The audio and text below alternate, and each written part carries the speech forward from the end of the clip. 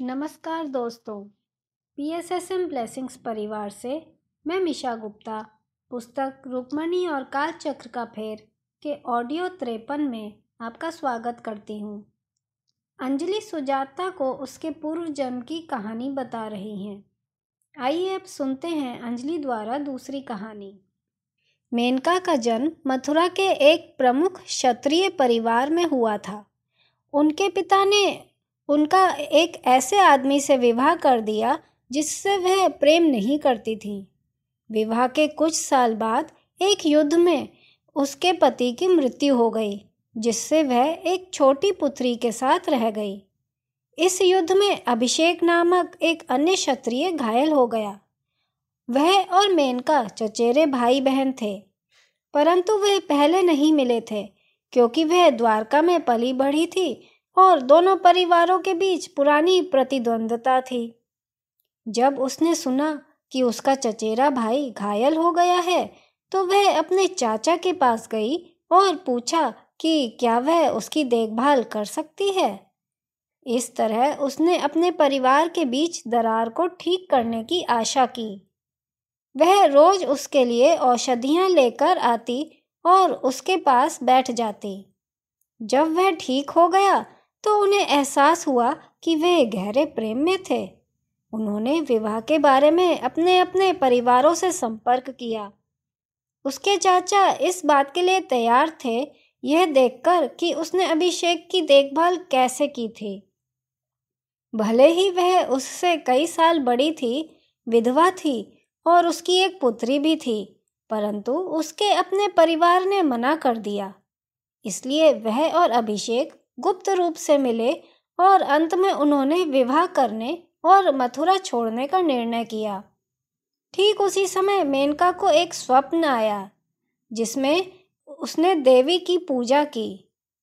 उन्होंने उन्हें द्वारका आने के लिए कहा। वे उस दिन से कुछ समय पहले यहाँ पहुँचे जब सुमति तुम्हें अर्जुन का आगमन दिखाने के लिए पूर्वी द्वार पर ले गई थीं। अभिषेक अभी अभी नारायणी सेना का अंग बना था। उस दिन के बाद वह और मेनका तुम्हारे पिता को खोजने गए। मेनका उनकी दुर्दशा से गहराई से हिल गई और उसके आग्रह पर उन्होंने तुम्हारे पिता से उनके साथ रहने की विनती की, परंतु तुम्हारे पिता इस भय से मना कर दिए कि कहीं महेंद्र अभिषेक को नुकसान न पहुंचाए। अभिषेक तुम्हारे पिता के भाई के पास गया और उसे तुम्हारे पिता को रखने के लिए कहा, जो उसने किया। मेनका हर सप्ताह उनके पास जाती थी, उनके लिए खाना लाती, कहानियां सुनाती, उनका हौसला बढ़ाती थी। उसने ऐसा तब तक किया जब तक उसके 2 गर्भपात हो गए थे और फिर कुछ साल बाद एक बच्चा गर्भ में ही चला गया, जिससे लगभग उसकी जान ही चली गई थी। तब से उसका स्वास्थ्य कमज़ोर रहा है, परंतु उसने तुम्हारे पिता की देखभाल करना तब तक नहीं छोड़ा जब तक कि उनकी मृत्यु नहीं हो गई।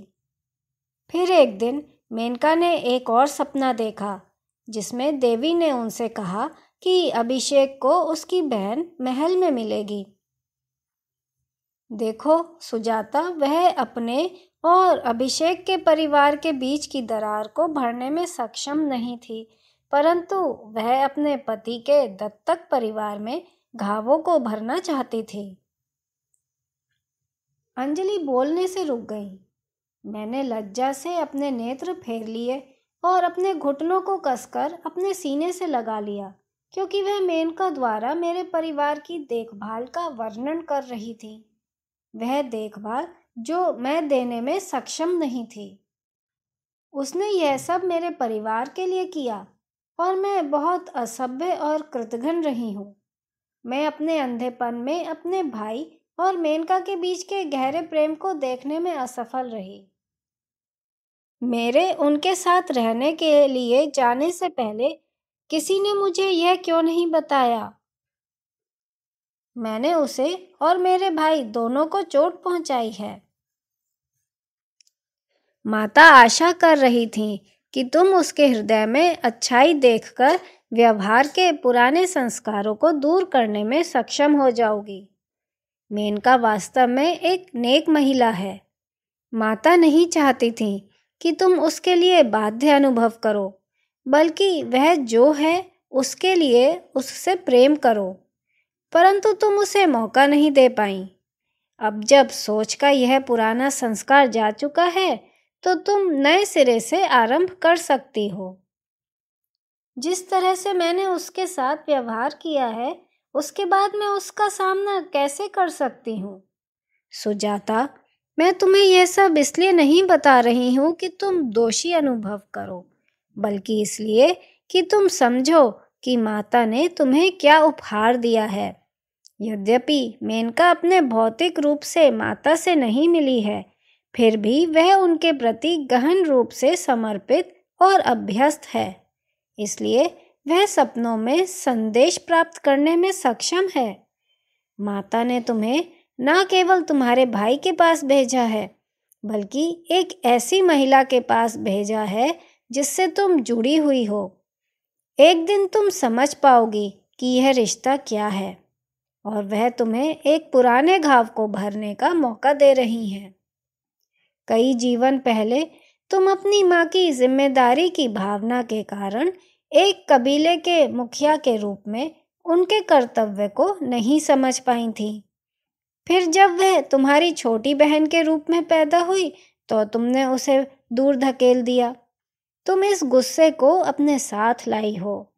इसके जाने का समय आ गया है। सोच और व्यवहार के संस्कारों को बदलने के लिए प्रयास करना पड़ता है।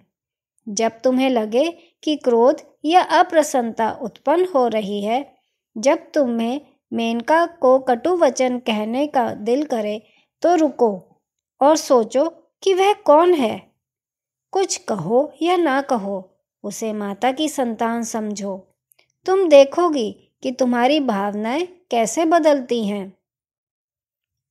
अंजलि के शब्दों को ध्यान में रखते हुए मैंने पूछा, क्या वह लड़की सुंदरी इतने समय पहले मैं थी? और क्या मेनका मेरी माँ थी? उसने हाँ में सिर हिलाया। परंतु मुझे उसकी कोई याद नहीं है, बिल्कुल भी नहीं है, और ना ही उसे। उन यादों को तुम्हारे मन की गहराइयों में संग्रहित किया जाता है, परंतु व्यवहार के नमूने तब तक बने रहते हैं जब तक कोई सचेत रूप से परिवर्तन नहीं करता। माता ने व्यवहार के इस बीज को सतह पर ला दिया ताकि तुम इसे बदल सको, परंतु कर्म तुम्हें करना होगा। वह केवल तुम्हारा मार्गदर्शन कर सकती हैं। सुजाता, अगर तुम यहाँ महिला निवास में रहने के लिए वापस आती हो, तो तुम समझ में नहीं बढ़ोगी, बल्कि तुम भविष्य के लिए और अवांछित बीज बो रही हो। अपनी चुनौतियों का डटकर सामना करके ही तुम उनसे पार जा सकती हो और ज्ञान प्राप्त कर सकती हो। जिस बहन को मैंने खोया, तुमने उसे कहा था कि उसका नाम प्रेमा था। क्या अब मैं उसे जानती हूँ? अंजलि ने कोई जवाब नहीं दिया। मिनटों के विचार के बाद मैंने पूछा, वह अम्बा के रूप में फिर से पैदा हुई हैं, है ना? यही कारण है कि वह मेनका के प्रति इतनी समर्पित है। एक पल की हिचकिचाहट के बाद उसने सिर हिलाया। मैंने जारी रखा, ताकि उस माँ को उन दो बेटियों से फिर से मिला दिया जाए जिन्हें उसने खो दिया था। यह एक सुंदर कहानी है और माता ने इसे संभव किया। यदि मैं मेनका के साथ रहने नहीं जाती, तो वह अम्बा से कभी नहीं मिलती और यह पुनर्मिलन नहीं होता। माता ने ही यह सब कुछ किया है। वह मुझे विस्मित करने से नहीं चूकती। अब तुम माता के काम को समझ रही हो। मैं वास्तव में इसे कभी नहीं समझ पाऊंगी अंजलि, परंतु मुझे लगता है कि कभी कभी मैं एक झलक पाने के लिए अनुग्रहित होती हूँ। बस वह क्या करती हैं, इसकी एक अचेत झलक। यह वही था जब उन्होंने मेरे पिता के मरने से पहले उनसे मिलने की व्यवस्था की थी।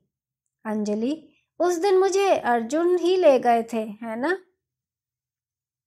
मैंने उस विश्वास को किसी के साथ साझा नहीं किया था, परंतु मेरा अनुमान कायम था और मैं एक बार और जानना चाहती थी कि क्या मुझसे भूल हुई है।